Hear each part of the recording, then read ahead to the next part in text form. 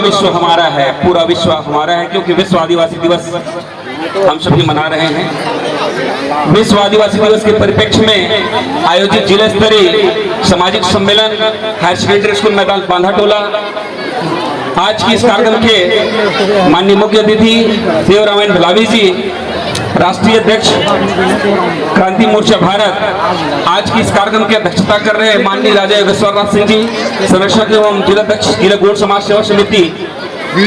आज के इस कार्यक्रम में विशिष्ट अतिथि के आसन पर विराजमान परम सम्माननीय राजकुमार मेघलेश्वर राज सिंह जी, कार्यक्रम के विशिष्ट अतिथि के आसन पर विराजमान राजा हेमंत राज सिंह जी, साथ ही इस विशिष्ट अतिथि के आसन पर विराजमान CR राज साहब,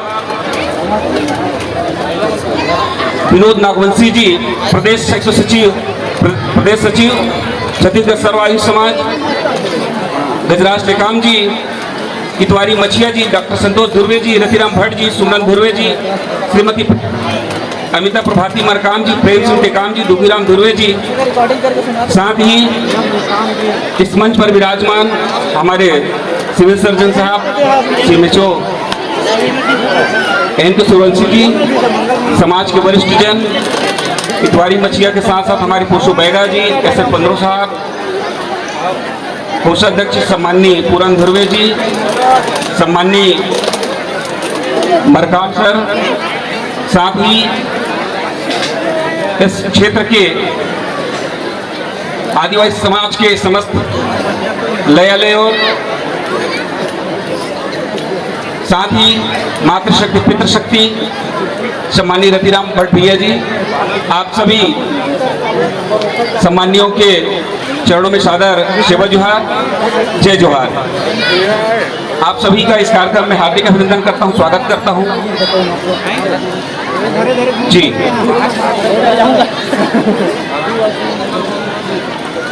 इस विश्व आदिवासी दिवस के परिप्रेक्ष्य में आयोजित जिला स्तरीय कार्यक्रम, चूंकि UNO के द्वारा प्रस्तावित यह कार्यक्रम, जिसमें विश्व के 193 देशों में आदिवासी समाज के दशा दिशा को सुदृढ़ करने के लिए कृत संकल्पित होकर के संयुक्त राष्ट्र संघ ने अपने 50वें महासभा में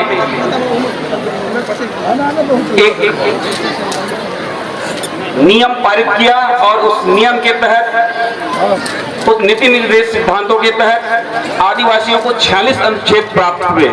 उस 46 अनुच्छेदों में जो प्रथम अनुच्छेद है, जिसमें व्यक्तिगत सामूहिक रूप से मूल स्वतंत्रता की पूरी उपभोग करेगा आदिवासी समाज, व्यक्तिगत सामूहिक रूप से मूल स्वतंत्रता की पूरी उपभोग करेगा।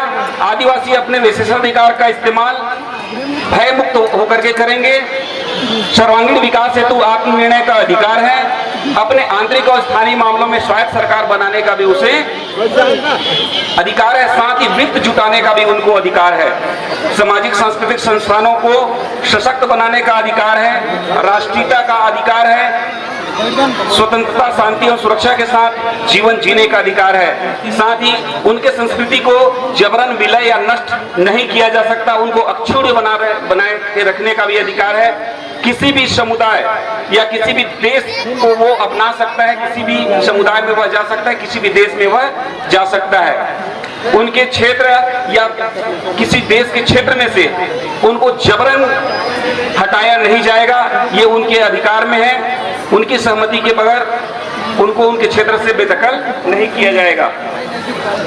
ये सभी जो आप लोगों के सामने जो बातें रख रहा हूं, वो UNO के 46 अनुच्छेद है, जिनका मैं शॉर्ट आउट किया हूं। और ये जानना जरूरी है कि विश्व आदिवासी दिवस आखिर है क्या और किस लिए मनाते हैं, और वो UNO का 46 अनुच्छेद है क्या। मैं 12वें क्रम में आता हूं। धार्मिक एवं सांस्कृतिक स्थल के रख रखाव एवं संरक्षण का अधिकार है। आदिवासी अपने अलिखित सिद्धांतों और उनको लेखन करके एक साहित्य का निर्माण करने का अधिकार है। साथ ही आदिवासी समाज को अपनी भाषा को अक्षुण्ण रखने का अधिकार है। साथ ही अन्य वर्गों के बीच संयम, आपसी समझ और सद्भावना पूर्वक उनके अपने विकास का भी उनको अधिकार है। गैर आदिवासी मीडिया में उनकी पहुंच होनी चाहिए, उनको ये अधिकार है। राष्ट्रीय एवं अंतर्राष्ट्रीय श्रम कानूनों को भोग करने का उनको अधिकार है। देश राष्ट्र के हर निर्णय में उनको शामिल, साथ ही उनकी हिस्सेदारी, साथ ही उनको उचित प्रतिनिधित्व का अधिकार है। देश और क्षेत्रों में, उनके क्षेत्रों में जहां पर आदिवासी रह रहे हैं, ऐसे क्षेत्रों में सैनिक गतिविधियां नहीं होनी चाहिए जब तक वह मामला जनहित का ना हो। सम्माननीय मंच,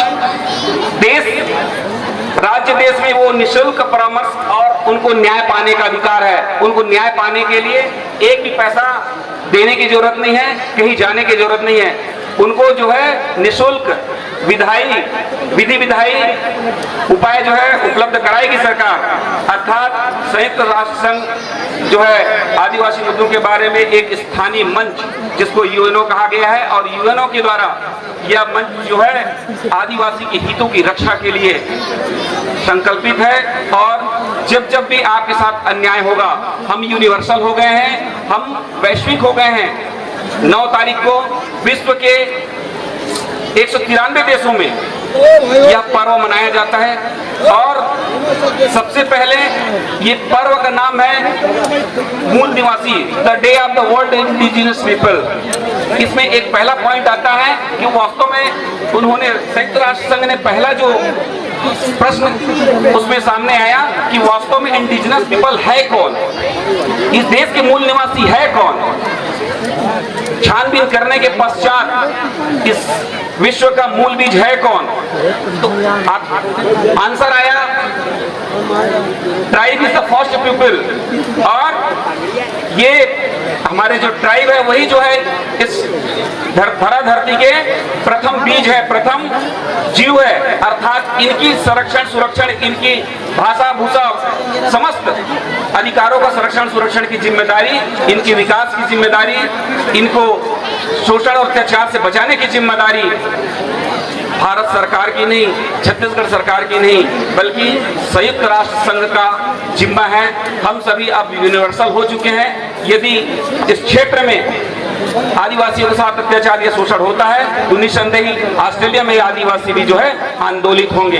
इस प्रकार से ये 46 अनुच्छेद जिसको आपको जानना होगा, समझना होगा, और आपके हर हाथों में ये अनुच्छेद आपकी होनी चाहिए। ये संयुक्त राष्ट्र संघ के द्वारा आपको दिया गया है अधिकार है। साथ ही भारत और छत्तीसगढ़ के परिप्रेक्ष्य में हमारे जो आज के मुख्य वक्ता है, बहुत ही विद्वान सम्माननीय विनोद नागवंशी जी, प्रदेश सचिव, आपको बताएंगे। साथ ही मध्य प्रदेश से पधारे हुए हमारे माननीय मुख्य अतिथि महोदय के द्वारा भी इन सभी अधिकारों के संदर्भ में भी आपको जानकारी दिया जाएगा। मैं आपको पुनः आह्वान करते हुए अपनी बात को जो यहीं पर समाप्त करता हूं। जय जोहार।